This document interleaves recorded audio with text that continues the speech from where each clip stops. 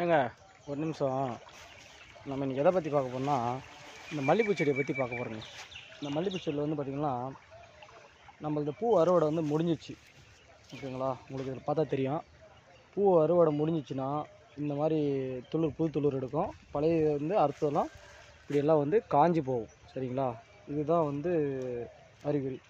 இன்னொன்று வந்து பார்த்திங்கன்னா, இந்த மாதிரி 1 2 மொக்கு வைக்கும். இதுக்கு வந்து பார்த்திங்கன்னா என்ன காரணம்னா, இது வந்து ரீபேட்ச் அப்படின்னு சொல்லுவாங்க. இந்த ரீபேட்ச் வந்து நம்மளால் மருந்து அடித்து கண்ட்ரோல் பண்ண முடியாது. பூ வந்து ஒரே ஈவனாக வராது. அதாவது ஒரு சிலது வந்து இந்த மாதிரி ஸ்டேஜில் இருக்கும், ஒரு சிலது ஒரு சில பூ வந்து பார்த்திங்கன்னா இந்த ஸ்டேஜில் இருக்கும். ஓகேவா? அதனால் இது வந்து நம்மளால் கரெக்டாக மெயின்டைன் பண்ண முடியல. அதனால தான் வந்து கட்டிங் பண்ணிடுறோம். இங்கே பாருங்கள், இதெல்லாம் வந்து நம்ம தான் கட்டிங் பண்ணது. நம்ம யாரும் ஆள் கூட மாட்டோம். இதெல்லாம் வந்து கொஞ்சம் மிச்சம் பண்ணால் மட்டும்தான் விவசாயம் வந்து பொழைக்க முடியும்.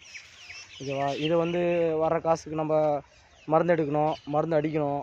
ப்ளஸ் வந்து பார்த்திங்கன்னா கட்டிங் பண்ணுறவங்களுக்கு செடியெல்லாம் வந்து க்ளீன் பண்ணி வச்சுருக்குறோம் பக்காவாக. இதெல்லாம் வந்து பார்த்திங்கன்னா நம்மளே வந்து கொஞ்சம் கஷ்டப்பட்டு செய்யணும். அப்படி இல்லை நம்ம வந்து ஆள் வச்சு செய்கிறோம் அப்படின்னா இன்வெஸ்ட்மெண்ட் வந்து அதிகமாக வருது. ஓகேவா? இன்றைக்கி ஒரு கட் பண்ணுறதுக்கு ஒரு ஆள் வராங்கன்னா இதுக்கு சுமார் வந்து பார்த்திங்கன்னா ஒரு ஆளுக்கு வந்து 700 கேட்குறாங்க கட்டிங் மட்டும். கூலி ஒரு 3 பேர் இருந்தால் 2 பேர் இருந்தால் கட்டிங் பண்ணலாம். தோராயமாக செதுக்கிறது 3 பேர் இருந்தால் தான் செதுக்க முடியும். 700 கூலின்னா அதுக்கு 2500 போச்சு.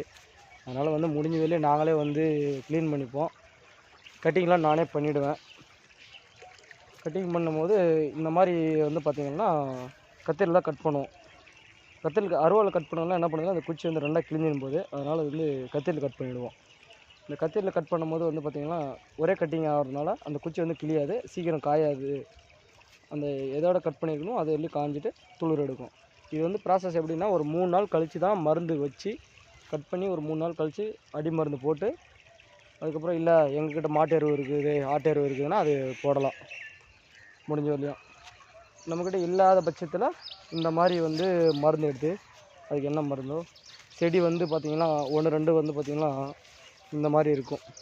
இது வந்து என்னென்னா செம்பேன் இருக்குது இதில். ஓகேங்களா? அதுதான் பிரச்சனை. இதுக்கு என்ன மருந்து கொடுக்கணும் அப்படின்னு சொல்லிட்டு நம்ம ஆர்கானிக் கடையில் கேட்டு அதுக்கு தகுந்த மாதிரி நம்ம வாங்கி பயன்படுத்திக்கலாம். சரிங்களா? இந்த வீடியோ பிடிச்சினா லைக் பண்ணுங்கள், ஷேர் பண்ணுங்கள், சப்ஸ்கிரைப் பண்ணுங்கள். ஓகேவா? இன்னும் கொஞ்சம் ஒர்க் இருக்குது. இந்த தோட்டம் எப்படி இருக்குதுன்னு கொஞ்சம் பாருங்கள். ஃபுல் வியூவில் காமிக்கிறேன்.